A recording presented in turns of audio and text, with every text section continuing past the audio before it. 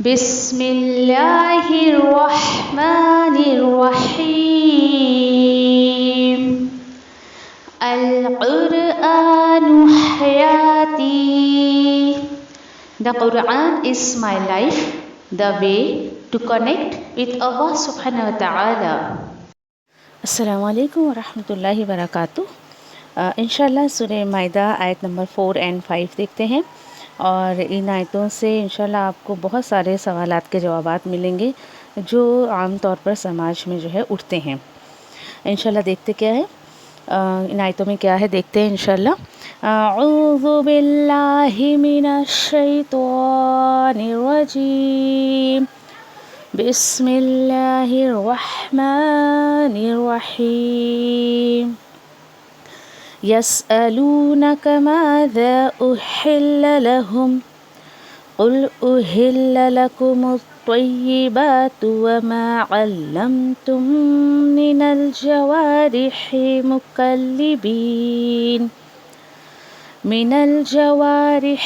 مقلبین تعلمونهن مما علمكم الله فَكُلُوا مِمَّا أَمْسَكْنَا عَلَيْكُمْ وَاذْكُرُوا اسْمَ اللَّهِ عَلَيْهِ وَاتَّقُوا اللَّهَ إِنَّ اللَّهَ سَرِيعُ الْحِسَابِ.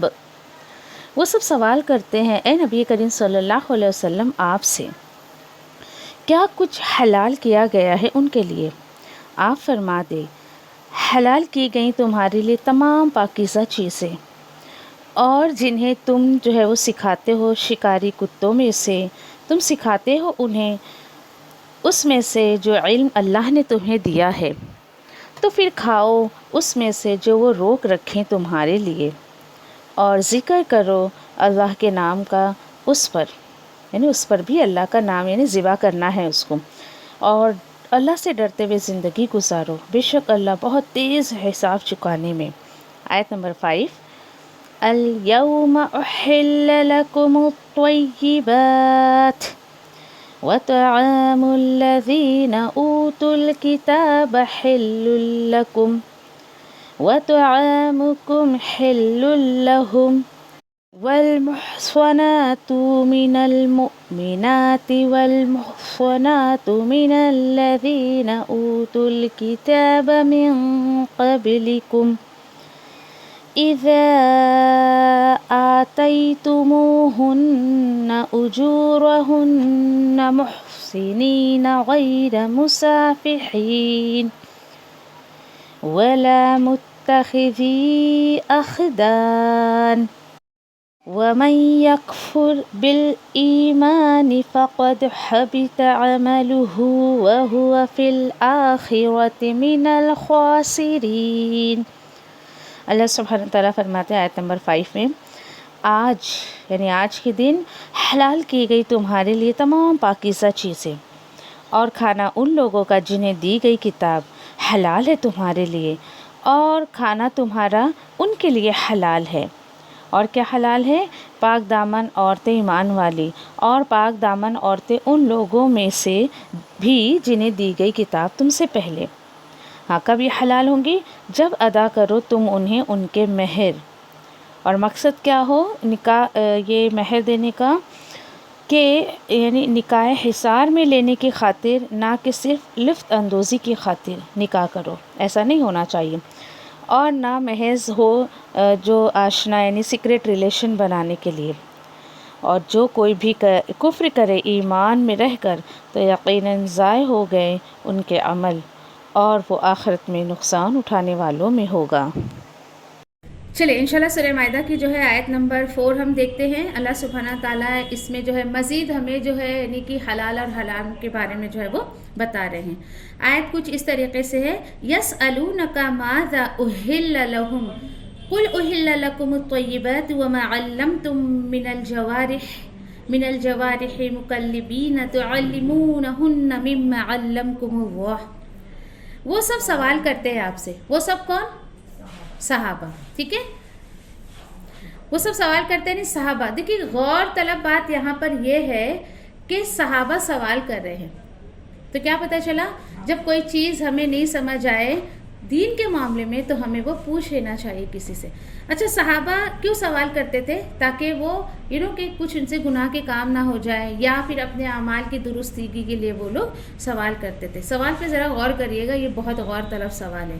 ماذا احل لکم، کیا حلال ہے ان کے لیے، یہ ہے اصل بات. پیچھے کیا بتایا گیا؟ تمہارے لیے یہ حرام ہے، یہ حرام ہے، یہ حرام ہے. ٹھیک ہے بھائی، یہ حرام ہے تو حلال کیا ہے؟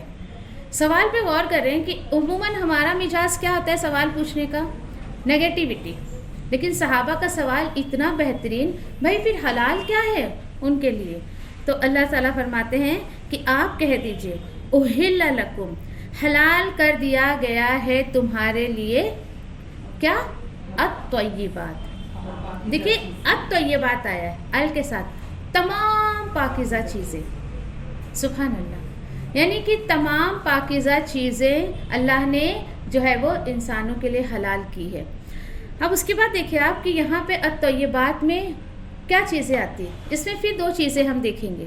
ایک تو جو چیز آپ کھا رہے ہو وہ حلال ہونا چاہیے، اینڈ اس چیز کو آپ نے جس سورس سے خریدا ہے وہ بھی حلال ہونا چاہیے. ٹھیک ہے، جیسے آپ کوئی جائز چیز، آپ فروٹس وغیرہ کھا رہے ہو، لیکن آپ نے اس فروٹس کو خریدا کس سے؟ جس مال سے آپ نے خریدا ہے وہ مال بھی آپ کا کیا ہونا چاہیے؟ حلال ہونا چاہیے. تو اب تو یہ بات میں دو چیزیں دیکھی جائے گی. یہاں پر دیکھیں، آج اللہ سبحانہ تعالیٰ نے مسلمانوں کو یہ حکم دیا کہ بھائی پاکیزہ چیزیں کھاؤ. پھر ذرا غور کریں آپ اپنے کھانے پینے پر. آج جس طرف دیکھیں آپ کے کھانے پینے کا کوئی شعور ہی نہیں ہے لوگوں کا. جو ملتا ہے سب آنے دو، سب کھانے دو. ایسا نہیں ہونا چاہیے. کیوں؟ کیونکہ پہلے بھی میں نے اس بات کو آپ کو کلیئر کیا ہے. ہم کیوں اس بات پہ دھیان دیں؟ کیوں؟ کیونکہ اس سے ہمارے اعمال پر جو ہے بہت زیادہ اثر پڑتا ہے.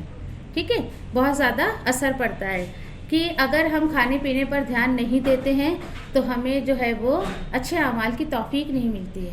پھر میں آپ سے کہتی ہوں نا کہ کوشش کریں، جن لوگوں کو بہت زیادہ باہر کی کھانے کی عادت ہے یا جنک فوڈ کھانے کی عادت ہے نا، باہر کی لت لگی ہوئی ہے، گھر کا کھایا نہیں جاتا ہے، ماں کا پکایا ہوا کہ تو کیا کریں، ایک ہفتہ صرف کنٹرول کر لیں اپنے آپ پر، اور اس کے بعد غضب کا آپ اپنے اندر چینجز دیکھو گے.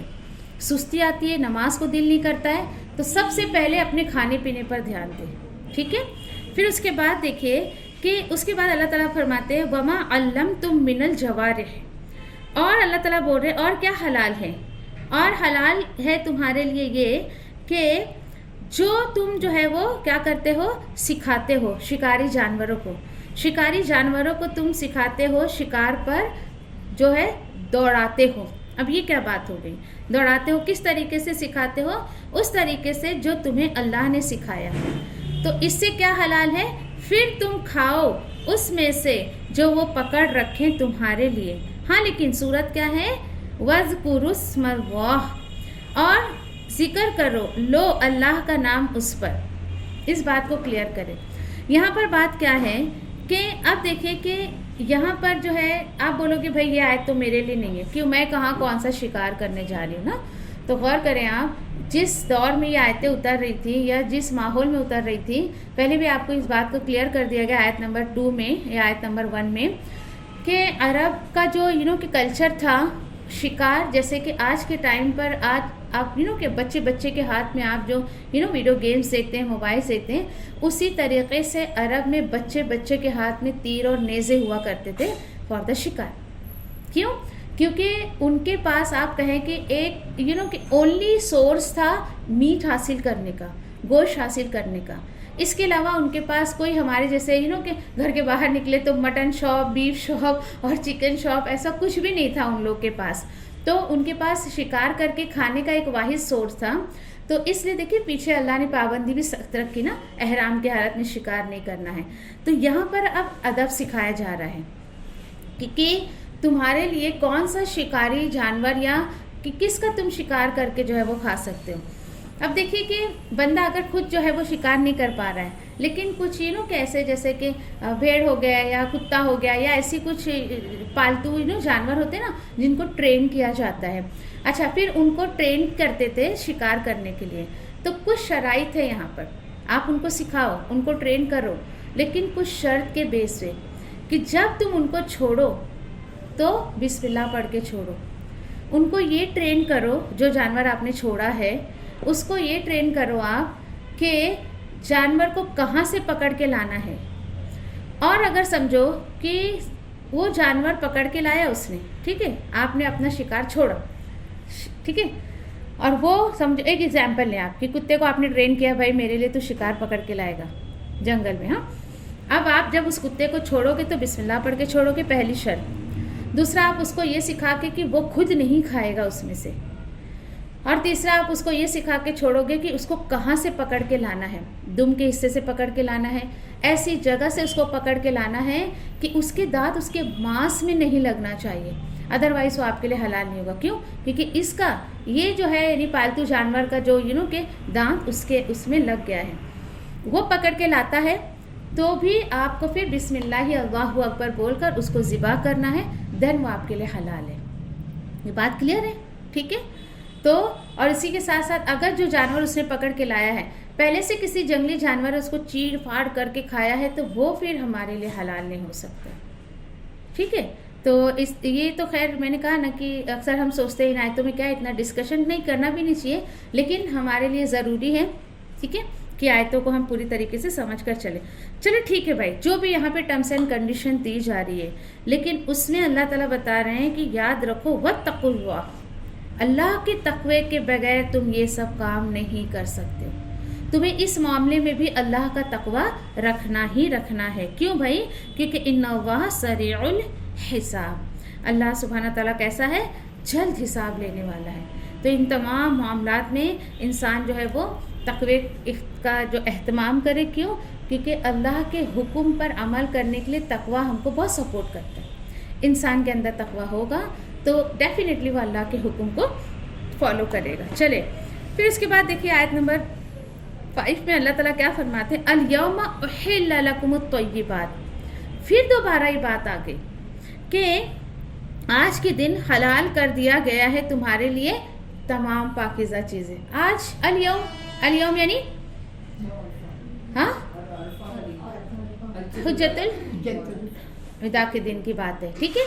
तो आप देखें कि उस दिन यानी उस दिन ये कहा जाता है, जब पीछे भी कुछ आयतें गई है ना, तो यहूदी इस पर कहा करते थे सहाबा को कि ये आयत अगर हम पर नाज़िल होती ना, ऐसी जो पीछे आयतें गई ना, आज के दिन मैंने तुम पर दिन मुकम्मल कर दिया, आयत नंबर 3 में जो हमने पढ़ा था ना, हाँ, तो लोग कहते थे हम तो ईद मनाते इस दिन को। उमर रज़ियल्लाहु तआला अन्हु ने कहा फिर तो हम तो 2 ईद मनाएंगे, एक तो ये दिन अल्लाह ने मुकम्मल किया और वो जुमा का दिन था, इस तरीके से। यानी आज देखें कि इन आयतों से इतनी खुशी का इजहार किया जा रहा है और मुसलमानों ने आज इन्हीं आयतों को पीछे छोड़ दिया, नाउज़ुबिल्लाह, अपने लिए उन आयतों को काफ़ी नहीं समझते हैं, ठीक है। तो अल यौम अल्लाह ताला कहते हैं कि देखो आज के दिन तमाम पाकीज़ा चीज़ें तुम्हारे लिए हलाल कर दी गई। फिर बात आ गई पाकीज़ा की। एक सिंपल सी डेफिनेशन आप इसकी याद रखें, हर वो चीज़ जो आपके जिस्म में जाकर आपको उसका के गलत इफ़ेक्ट दिखाती है ना, वो सब हमारे लिए पाकीज़ा कभी नहीं हो सकता है। बात आगे समझे, कोई लंबी चौड़ी लिस्ट हम नहीं लेंगे यहाँ पर। अब आप हर बंदा इंडिविजुअली अपने बारे में खुद सोचे, ये चीज़ मैं खा रही हूँ, ये चीज़ जब मेरे जिस्म में जाएगी तो वो कब तक असर करेगी। देखिए हम खाने को तो खा लेते हैं, पता है आपको ज़बान पे उसका टेस्ट, किसी भी चीज़ का टेस्ट ज़बान पे कितनी देर रहता है? बोलिए कितनी देर रहता है? कुछ सेकंड, पता है आपको? कुछ सेकंड खत्म। और आपको पता है जब वो बॉडी में जाता है तो कितनी देर असर रहता है? कई टाइम तक उसका असर हमारी बॉडी में रहता है। आज आप देखें कि कॉफ़ी हो गया, चॉकलेट हो गया। आज बात हो रही थी किसी से कि ऐसी कुछ बच्चियां हैं जो कॉफ़ी या चॉकलेट नहीं खाती है ना, नहीं उनको मिलता है तो उनकी तबीयत अजीब से होती है। तो मैंने कहा उनको कहो कि अवॉइड करिए, एक तरीके का नशा है। क्यों? सर में दर्द हो रहा है, ऐसा हो रहा है, वैसा हो रहा है। तो इन तमाम चीज़ों से अपने जिस्म को बरी करें। वो चीज़ तैयब हो ही नहीं सकती मेरे और आपके लिए जो हमारे जिस्म में जाकर इस तरीके से साइड इफेक्ट करे।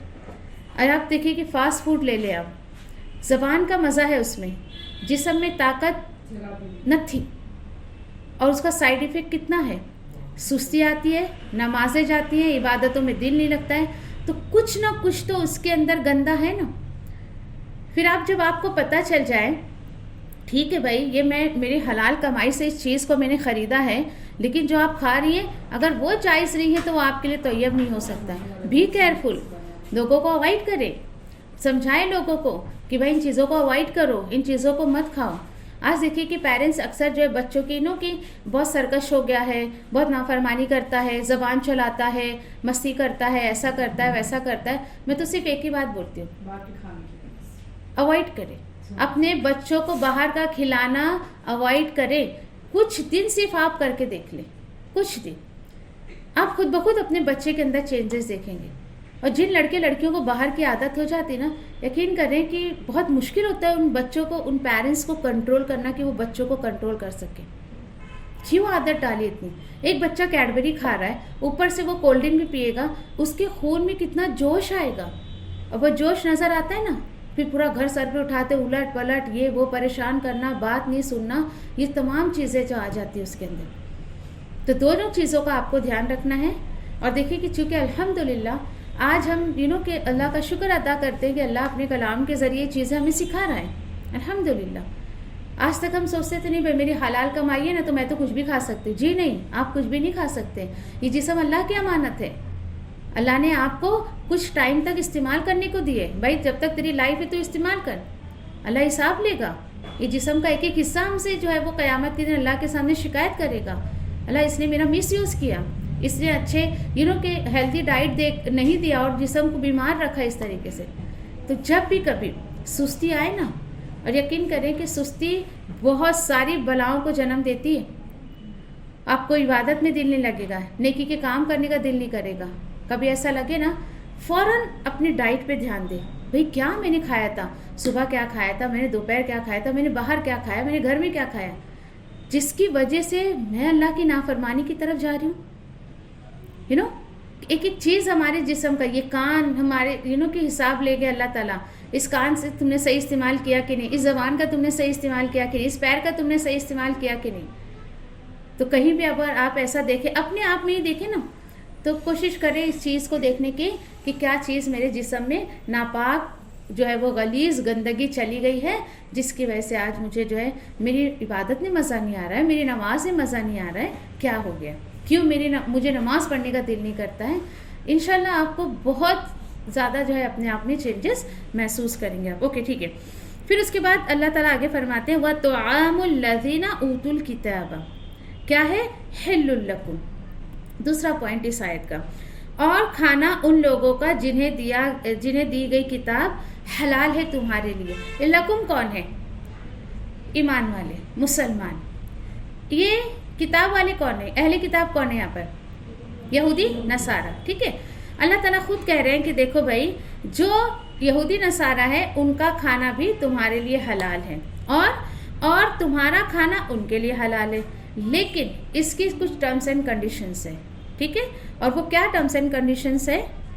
تو اس کی ٹرمز اینڈ کنڈیشنز کیا ہے؟ اللہ نے تو کہہ دیا. اب اس آیت پہ کوئی مسلمان یہ کہے چلو بھائی ہم یہودی کے یہاں بھی کھا سکتے ہیں، نصارہ کے یہاں بھی کھا سکتے ہیں، تو اس کی کنڈیشن، اس کے شرائط یہ ہے کہ جس طریقے سے آپ ذبح کر کے کھاتے پیتے ہو نا، ان کا بھی ذبیحہ ایسا ہونا چاہیے. وہ بھی جانوروں کو ذبح کرنے میں وہ تمام کی شرائط کی پابندی کریں جو اللہ نے ایک ایمان والے کو حکم دیا ہے. اس صورت میں تو کھانا حلال ہو جائے گا. لیکن پھر بھی دیکھیے کہ جیسے ایک دفعہ عائشہ رضی اللہ تعالیٰ عنہا کے پاس جب کوئی گوشت وغیرہ بھیجتا تھا، کوئی نیا مسلم بنتا تھا یہودی نصارہ میں سے، تو عائشہ رضی اللہ تعالیٰ عنہا کہتی تھی کہ مجھے شک ہوتا ہے، پتہ نہیں انہوں نے مطلب اس کو حلال کیا نہیں کیا پابندی سے کہ تو اللہ کے رسول ان کو فرمایا کرتے تھے کہ اگر تمہیں شک ہو تو تم بسم اللہ پڑھ کے اس کو کھا لیا کرو. دیکھیے اب اس حدیث کو کہ کیسے اس کو فوٹ کر کے یا کس طریقے سے اس کو غلط استعمال کر کے آج دیکھیے کہ مسلمانوں نے نعوذ باللہ کن کن چیزوں کو جائز قرار دے دیا. استغفر اللہ.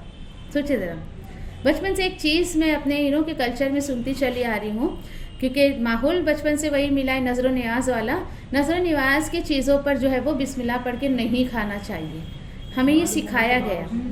سوچے ذرا آپ اب دیکھیے کہ اب چھوٹے پن کی کوئی بات ہے جو اللہ نے دماغ میں رکھ دی آ گئی، تو آپ سوچے کہ اللہ تعالیٰ تو کہہ رہا ہے جس پر اللہ کا نام نہیں لیں گے حرام ہے وہ. اب وہ حرام چیز جب پیٹ میں جاتی ہے تو ایسے لوگوں کو آپ خود دیکھیں اپنے سماج میں، نہ ان کو نماز کی توفیق، نہ ان کو عبادت کی توفیق، نہ ان کو نیکی کے کام کی، کسی نیکی کے کام کی توفیق نہیں، کوئی انکریجمنٹ رہتا ہی نہیں ان کے پاس کہ بھائی وہ اچھے اچھے کام کریں. اچھا جو کام کر بھی رہے ہیں تو اس کو دین کا نام دے دیتے ہیں، وہ سوچتے ہیں ہم ہی بڑا بھلا بھلا کام کر رہے ہیں. بات آئی سمجھ میں؟ اسی طریقے سے دیکھیں کہ ایسے بہت سارے جب نئے نئے مسلم ہوتے تھے یہودی نصارہ، تو بہت سارے، تو سیدھی سی بات آپ یاد رکھیں، شک ہو تو نہ کھائیں، چھوڑ دیں. اس سے زیادہ اور کوئی علاج نہیں ہے اس کا، ہے نا. کبھی ابھی شک آتا ہے نا کہ ارے وہ ذبح کرا کہ نہیں، پتہ نہیں صحیح ہے کیا نہیں، یعنی اس طریقے سے نا، تو چھوڑ دے. دل نہیں مانتا ہے تو چھوڑ دے، کوئی گناہ نہیں ہوئے گا آپ کے اوپر اس کا. ٹھیک ہے. چلے پھر اس کے بعد دیکھیں کہ اللہ نے تو کہہ دیا کہ چلو بھائی ان کا کھانا پینا حلال ہے، لیکن اس کا مطلب یہ نہیں ہے کہ وہ اپنے طریقے پر ذبح کرے اور جا کے ان کے گھر پہ آپ پارٹیوں میں اور وہ سور کا گوشت بھی کھلا رہے تو کھا لے رہے. ایسا بھی نہیں ہونا چاہیے. Be careful. ٹھیک ہے اللہ نے اجازت دی ہے، لیکن یہاں پہ شرائط کے بیس پر آپ کھا سکتے ہو. بات آ رہی سمجھ میں؟ کہ انہوں نے بھی اسی طریقے سے ذبح کیا ہو جیسے کہ تمہیں حکم دیا گیا ہے، ویسے تو ہی جائز ہوگا، ادروائز نہیں جائز ہوگا وہ. چلے اور کیا حلال ہے، اور بھی کچھ لسٹ ہے یہاں پر کہ والمحسنات، اللہ تعالیٰ فرما رہے ہیں اور کیا حلال ہے، والمحسنات یعنی پاک دامن عورتیں، کس میں سے؟ ایمان والیوں میں سے. ٹھیک ہے. کس میں سے؟ مومنوں میں سے. یعنی ہاں، یعنی اب دیکھیں کہ یہاں پر بتایا جا رہا ہے کہ پاک دامن عورتیں حلال ہے ایمان والے میں سے، اور پاک دامن عورتیں حلال ہے ان لوگوں میں سے جنہیں دی گئی کتاب، جو تم سے پہلے جن کو کتاب دی گئی تھی وہ بھی عورتیں حلال ہے. ٹھیک ہے بھائی. حلال مطلب نکاح کر سکتے ہو. یہاں پر دیکھیں ٹھیک ہے اللہ سبحانہ تعالیٰ نے کہا کہ اہل کتاب کی عورتیں سے تم نکاح کر سکتے ہو اپنے بچوں کا، لیکن شرط کیا ہے؟ پاک دامن ہو. شرط کیا رکھی اللہ نے؟ کہ وہ پاک دامن ہو. کیوں ایسا کہا ہے؟ کیونکہ اکثر آج دیکھیں، آج جو کلچر چلا آ رہا ہے نا، کہ ویسٹرن کا، بہت مشکل ہے کہ پاک دامن عورتیں ملیں. اور کیوں یہاں پر اللہ سبحانہ تعالیٰ نے یہ شرط رکھی ہے؟ پاک دامن ہو تو ٹھیک ہے، تم اگر ان سے نکاح کرنا چاہو. اکثر کیا دیکھا جاتا ہے کہ بھائی صرف یہ چیزیں نا لڑکیوں کے معاملے میں دیکھا جاتا ہے، ہاں بھائی لڑکا اچھا ہے کیا نہیں، ٹھیک ہے ٹھیک ہے. یہاں اللہ تعالیٰ بول رہے ہیں کہ لڑکا اگر نکاح کرنا چاہتا ہے تو اس کے لیے شرط یہ ہے کہ مومن عورت ہو، اور اگر وہ کوئی نان مسلم سے کرتا ہے، یہودی نصارہ میں سے، تو کم سے کم ٹھیک ہے ابھی وہ مسلم نہیں ہوئی ہے، وہ اپنے کلچر کو ہی صحیح طریقے سے فالو کر رہی ہو، اور شرط ہے کیا کہ پاک دامن ہو. ٹھیک ہے. کیوں؟ کیونکہ ان میں جو ہے ان چیزوں کی تمیز نہیں پائی جاتی ہے، ان کو کوئی فرق نہیں پڑتا ہے کسی سے بھی شادی کرے، رہے نہیں رہے. کیوں اللہ سبحانہ تعالیٰ اتنا ہمیں ایٹیکیٹ سکھا رہے، سمجھا رہے؟ کیونکہ دیکھیں کہ ایک شادی بیاہ جو ہوتی ہے وہ سماج کی بنیاد ہوتی ہے. جب جوڑا ہی صحیح نہیں ہوگا تو آگے سماج کیسے سکسیس ہوگا؟ آج دیکھیں کہ ایک کہ پیار محبت کے نام پر، یا آپ کہیں کہ کہ دل لگی کے نام پر لوگ آج کر تو لیتے ہیں، لیکن کچھ ٹائم کے بعد جب بچہ وغیرہ ہوتا ہے تو دیکھیں کس طریقے کے حالات جو ہے وہ پنپنے لگتے ہیں. ایک سمجھے کہ ایک فیملی ہے، اوکے، چلو بھائی لڑکے نے جو ہے وہ نان مسلم سے لڑکی سے شادی کر لیا. اب آپ ذرا صبح سے لے کے شام تک کے ایکٹیویٹیز پہ تھوڑا نظر دوڑائیں، کتنا کلیش ہوگا دونوں کے بیچ میں. اب جیسے کہ ایک فطرت ہے یا ایک حکم بھی ہے اللہ کا کہ ہسبینڈ وائف کا ریلیشن ہو تو کیا کریں؟ غسل کریں. ٹھیک ہے. اب چلو بھائی یہ تو اٹھی، یہ مرد جس نے کہا کہ چلو بھائی غسل کرنا، وہ بولے کہ میں کیوں کروں، میں تمہارے دین کو کیوں فالو کروں. ٹھیک ہے چلے، حی علی الصلاۃ حی علی الفلاح کی پکار آئی، وہ کہتا بھائی مجھے تو نماز کے لیے جانا ہے، ابھی منع کر رہی تم نہیں جا سکتے ہو. پھر اسی کے ساتھ ساتھ سمجھے کہ اب وہ چاہتا ہے کہ کچھ اور کرنا، یہ چاہتی کچھ اور کرنا، اور پھر وہاں سے لفڑے شروع ہو جاتے ہیں اس طریقے سے. یعنی آپ سوچیں کہ ایک شخص جب کہ آپ نے نیو میرڈ کپل دیکھے ہوں گے، حال یہ ہوتا ہے نیو میرڈ کپل کا کہ اگر سمجھے کہ سودا بھی لینے جاتا ہے تو سوچتا ہے میں ساتھ میں لے کے جاؤں. اتنا لگاؤ ہوتا ہے ایک دوسرے سے، بھائی کام پہ بھی ساتھ میں لے کے جاؤ، جہاں جاؤ وہاں جاؤ، ایک ہوتا ہے، ایک لگاؤ ہو جاتا ہے شروع میں شادی میں. ہاں اب آپ سوچیں کہ یہ جو اگزامپل میں آپ کو دے رہی ہوں نا، کہ مرد تو چاہ رہا ہے میں اپنی بیوی کو مسجد پہ لے جاؤں، یہاں لے جاؤں، وہ تو جانے کو تیار نہیں. پھر ایٹ لاسٹ کیا ہوتا ہے؟ دو میں سے ایک چیز ہوتی ہے، یا تو رشتہ ختم ہوتا ہے یا دین ختم ہو جاتا ہے. بات آ رہی سمجھے؟ یا تو وہ اس کے دھرم کو فالو کرنے لگتا ہے یا تو وہ رشتہ ہی ختم ہو جاتا ہے.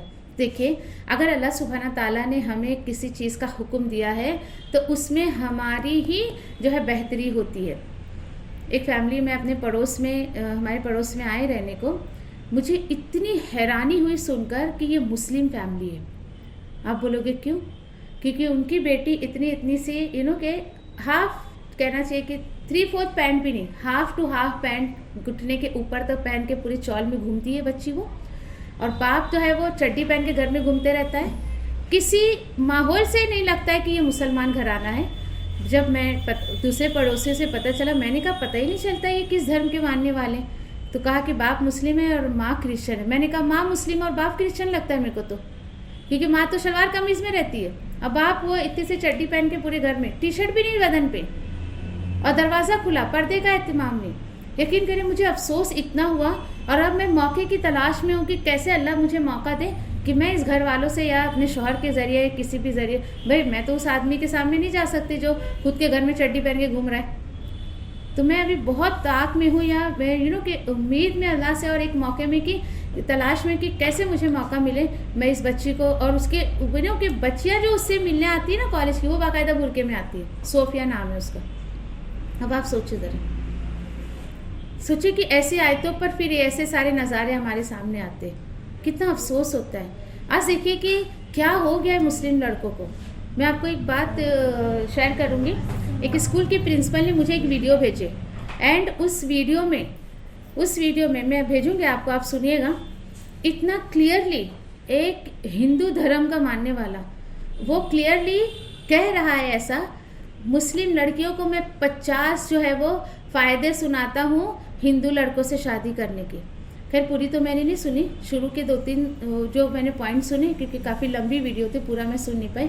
لیکن جو بھی ہے نعوذ باللہ اس میں ایسی باتیں وہ کہہ رہا ہے, ان کو طلاق کا سامنا نہیں کرنا پڑے گا, ان کو جو ہے اپنے گھر میں بے عزت نہیں ہونا پڑے گا, ان کو بچے کی فیکٹری نہیں بچہ پیدا کرنے والی فیکٹری نہیں بننی پڑے گی. آپ سوچیے کہ کیسے مسلمان لڑکیوں کا مائنڈ ڈائیورٹ کیا جا رہا ہے, کس طریقے سے. تو آج اگر ہم اپنے بچوں کو, چاہے وہ لڑکا ہو یا لڑکی ہو, ان کو اگر دین کی سمجھ نہیں دیں گے کتاب و سنت سے, تو اللہ نہ کرے کہ یہ اس طریقے سے سماج کی بہاؤ میں چلے جائیں. اور جن بچوں کو دین کی سمجھ نہیں ہوگی نا, وہ نعوذ باللہ ایسے بیکار لوگوں کے اسپیچ میں تو آ جائیں گے. یہ ایسی باتیں کہ ہمارے دھرم میں جو ہے وہ جو ہمارا جیٹھ ہوتا ہے وہ باپ سمان ہوتا ہے, دیور ہوتا ہے بیٹا سمان ہوتا ہے, نہ ایسا نہ ویسا. اندر کی بات تو ہمیں بھی پتہ ہے کیا چلتا ہے کیا نہیں چلتا ہے, ہم بھی بہت سارے لوگوں کو جانتے ہیں. لیکن سوچیں اب ذرا, تو کوشش کریں کہ بالکل جو ہے یعنی کہ اللہ تعالیٰ نے ٹھیک ہے کہہ دیا ہے, تو اب آپ ٹھیک ہے کوئی ایک لڑکا ہے کسی ایک لڑکی کو, ایسے لڑکی کو پسند کرتا ہے کہ ہاں وہ جو ہے یعنی ٹھیک ہے وہ اہل کتاب میں سے ہیں, تو یہ آپ ضرور دیکھ لیں کہ وہ بندی کتنی انکلائن ہے یا کتنا اس کے اندر دلچسپی ہے دین اسلام کو لے کر. پھر کیا ہوتا ہے پتہ ہے آپ کو, اگرچہ جو لڑکا اس کو لے کر آ رہا ہے اس کے اندر اگر دین کی پختگی وہ نہیں دیکھتی ہے نا, تو وہ بھی کبھی دین اسلام سے متاثر نہیں ہوگی. لڑکے میں ٹھیک ہے اگر آپ کو اتنا کہنا چاہیے کہ بھروسہ ہے کہ نہیں بیٹا بابا میرا بیٹا جو ہے وہ اس لڑکی کو دین اسلام میں لے کر آئے گا, اس لیے میں کر دوں, تو پہلے اس کو دین اسلام میں آنے کے لیے کہیں, پھر نکاح کریں. یہ جو یہ باتیں ہوتی نا کر لیں پھر آ جائے گی سمجھ جائے گی, کچھ نہیں ہوتا ہے. آج بہت سارے مثالیں ہمارے سامنے, بھائی جا ایٹ لاسٹ تیرا دھرم تو فالو کر, میرا دھرم میں فالو کرتا ہوں, یہی ہوتا ہے. پھر اپنے اپنے دھرم پہ, اور اللہ کے رسول نے تو ایسے نکاح کو جائز ہی قرار نہیں دیا. بچے زنا والے بچے ہوئیں گے, سوچیں. تو نسلوں کو بچانا ہے تو ابھی سے ہی ہمیں اپنے بچوں کو سمجھ دینی پڑے گی. ٹھیک ہے, اچھا وہ بھی اگر نکاح ہو رہا ہے, وہ بھی اگر لڑکیوں کو لا رہے ہیں, تو اللہ تعالیٰ فرماتے ہیں کہ دیکھو اذا آتیتموہن اجورہن, کب تم ان کو نکاح میں لا سکتے ہو, جب تم دو ان کو ان کا مہر. ٹھیک ہے, یعنی جو شرائط تمہارے دین اسلام میں ہے کسی سے نکاح کرنے کی, وہی شرائط تم ان کے ساتھ فالو کرو گے. ایسا نہیں ہونا چاہیے کہ تم ان کے شرائط کو فالو کر رہے ہو, یہ نہیں ہونا چاہیے. ٹھیک ہے, تو اچھا پھر اس کے بعد جو ہے نکاح میں جب آپ اس کو جو مہر دے رہے ہو, تو نکاح میں لانے کی نیت سے دینا ہے, نکاح کے قید میں لانے کی نیت سے دینا ہے, نہ کہ تم کو جو جسٹ فار انٹرٹینمنٹ, مستی نکالنے کے لیے نہیں کہ چل بھائی میری ضرورت پوری ہوتی رہے سیکس کرنے کا یہ کرنے کا، اس لیے. اور یہ آیتیں پھر سمجھے کہ دین اسلام جو ہے سمجھے کہ آپ پیپر میرج کو الاؤ نہیں کرتا ہے، کانٹریکٹ میرج کو الاؤ نہیں کرتا ہے، ایگریمنٹ میرج کو الاؤ نہیں کرتا ہے. کیوں؟ کیونکہ دین اسلام میں اس کا کوئی سینس ہی نہیں ہے. نکاح کا مطلب ہوتا ہے جیسے کہ ہندی میں کہتے ہیں نا اٹوٹ بندھن، ایسا بندھن جو ٹوٹنے والا نہیں. اور یقین کرے جو اللہ کے احکامات پہ چلتا ہے الحمدللہ وہ جوڑا ہمیشہ ساتھ رہتا ہے، لیکن اس کو اللہ کے حدود میں رہ کر اس کو جو ہے وہ عمل کرنا پڑتا ہے. چلیں پھر اس کے بعد اللہ تعالیٰ نے اگلی شرط کیا رکھی ہے کہ دیکھو، اور جو وہ عورتیں ہیں، دیکھیے یہ کیا ہے، یہ مؤنث ڈونٹ ہے، یہ یا لاسٹ میں آیا ہے. اور نہیں بنانے والی ہو وہ عورتیں کیسے، سیکرٹ ریلیشن، چھپی ہوئی آشنائی. Be careful. اس آیت پر تو میں کہتی ہوں کہ ہر مسلمان لڑکے اور لڑکی کو سمجھانا چاہیے. اب اللہ تعالیٰ بول رہے ہیں کہ غیر مذہب کی عورتوں سے، غیر مذہب کے لوگ بھی سیکرٹ ریلیشن تم ان سے نہیں بنا سکتے ہو، تو کیا مسلمانوں سے بنانا جائز ہوئے گا؟ It's a very important point کہ جب غیر مذہب کی عورتوں سے سیکرٹ ریلیشن بنانے کا حکم نہیں ہے تو دین اسلام میں کیسے جائز ہو سکتا ہے یہ؟ اور آج دیکھیں آپ، بوائے فرینڈ گرل فرینڈ شپ سب چلتا ہے، شادی سے پہلے اتنے سارے جو ہے ان کے ریلیشن ہو جاتے ہیں، نعوذ باللہ کتنے لوگ جسمانی تعلقات میں آ جاتے ہیں. اور ایسے لوگ جو پہلے سارے مزے لے لیتے نا، شادی کے بعد وہ بالکل کوئی انجوائمنٹ نہیں لے پاتے. اکثر یہ دیکھا گیا ہے. جو لڑکیاں پہلے سے سارے مزے لے لیتی ہیں، شادی کے بعد کے سارے مزے پہلے لے لیے، وہ اپنے جوڑے کے ساتھ کبھی خوش نہیں رہتی ہیں. اور جو لڑکے ایسا کر چکے ہیں وہ اپنے جوڑے کے ساتھ خوش نہیں ہوتے، کیونکہ دیکھیے وہ انجوائمنٹ اللہ نے اس کے جوڑے کے ساتھ رکھا ہے. وہ جو انجوائمنٹ کرتا ہے یا کرتی ہے نا، وہ پہلے سے اگر کر لیے تو کچھ ان کو مزہ نہیں آنے والا. پھر ایسے جوڑے کہاں پنپنے والے ہیں. مزید اللہ تعالیٰ فرماتے ہیں کہ دیکھو یہ دیکھیے بڑی سخت بات ہے، اور جو بھی انکار کرے، اوکے، اور جو بھی انکار کرے ایمان سے تو ضائع ہو گئے اس کے اعمال دنیا اور آخرت میں، اور آخرت میں اس کے لیے کیا ہے، ضائع ہو گئے اس کے اعمال، اور وہی آخرت میں کیسا ہوگا، خسارہ پانے والا ہوگا. آپ سوچے ذرا کیا بتایا گیا ہے کہ نان مسلم سے شادی کرنا گویا کہ تم جو ہے وہ ایمان سے کس کی طرف جا رہے ہو، کفر کی طرف جا رہے ہو. بات آ رہی سمجھ میں؟ یہ کیوں اللہ نے فرمایا؟ کیونکہ اکثر دیکھا گیا ہے کہ اگر تمہارا جوڑا کفر میں ہے تو اکثر لوگ لڑکے کچھ لڑکیوں کو خوش کرنے کے لیے ایسے نافرمانی کے کام کر لیتے ہیں، کفر کے کام کر لیتے ہیں، اللہ کو ناراض کرنے کا کام کر لیتے ہیں کہ گویا وہ ایمان کے دائرے سے ہی داخل جو ہے وہ خارج ہو جاتے ہیں، رہتے ہی نہیں ہے اس میں. یہ بہت اہم پوائنٹ ہے. یعنی یہ مت سوچیں آپ کی یہ سماج کی برائی ہے، اللہ نے بھی اس کو برا کہا ہے. یہ صرف سماج والے نہیں، اللہ نے بھی اس کو برا کہا ہے.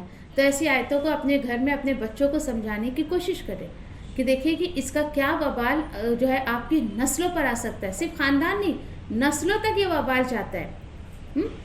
اور دیکھیں کہ جب پتہ آپ کو ایسے کتنے کیسز دیکھنے میں آئے کہ اگر سمجھو کہ کوئی نان مسلم ہے، اللہ نے اس کو ہدایت دی، تو اکثر وہ ایسے لوگوں کو بھی چھوڑ کے چلے جاتے، بھائی تم کس نام کے مسلمان ہو، تمہارے اندر تو ہم نے وہ مسلمان والی عادتیں یا مسلمان والے یا اللہ کو حکم کے ماننے کا کوئی طریقہ دیکھا ہی نہیں. تو سوچے ذرا، آج لڑکوں میں خود تو کوئی پختگی ہوتی نہیں ہے ایمان کی اتنی، اور چلے دوسروں کو مسلمان بنانے. تو بھائی جو لا رہا ہے نا، اس کے اپنے اندر بھی اتنی زیادہ ایمان کی پختگی ہونی چاہیے، ایمان کا لیول اس کا اتنا زیادہ ہونا چاہیے کہ اگلی کو جو لا رہا ہے نا وہ برابر اس کو ٹرین کرے گا، برابر وہ اس کو مسلمان کے لیول پہ رکھے گا، یا مسلمان کے حقوق جو ہے وہ برابر سے اس کو سمجھائے گا. تو یہ تمام چیزیں جو ہیں دیکھیے کہ اللہ تعالیٰ بول رہے ہیں کہ وہ آخرت میں نقصان اٹھانے والوں میں سے ہوگا. کیوں؟ کیونکہ ختم ہو گیا، سب ضائع ہو گیا. یہاں پہ جس طریقے سے دیکھیے کہ ایک نیا کہ کوئی غیر مسلم نیو مسلم ہوتا ہے، دین اسلام میں داخل ہوتا ہے، تو اللہ سبحانہ تعالیٰ اس کے پرانے سارے گناہ معاف کر دیتے جو اس نے کفر کی حالت میں کیا. سیم یہی رول اللہ نے اس پر بھی لاگو کیا ہے کہ کوئی اگر ایمان پہ رہتے رہتے کفر پہ آتا ہے تو پہلے کے سارے اچھے کام کیے ہوئے ویسٹ ہو جاتے ہیں اس کے. اس لیے ہم دعا کرتے ہیں نا کہ خاتمہ بالایمان کرے اللہ تعالیٰ، خاتمہ بالخیر کرے، کہ ٹھیک ہے ہم آج اچھے کام کر رہے ہیں، اللہ تعالیٰ ہماری آخری سانس تک ہم سے یہ بہترین کام لیتا رہے، تاکہ ہمارا دم بھی نکلے تو کس میں، ایمان کی حالت میں نکلے. ٹھیک ہے انشاءاللہ. آمین. جزاکم اللہ خیر. سبحان اللہ و بحمدہ سبحانک اللہم و بحمدک نشہد ان لا الہ الا انت نستغفرک و نتوب الیک. ربنا تقبل منا انک انت السمیع العلیم وتب علینا انک انت التواب الرحیم. آمین یا رب العالمین. السلام علیکم و رحمۃ اللہ وبرکاتہ.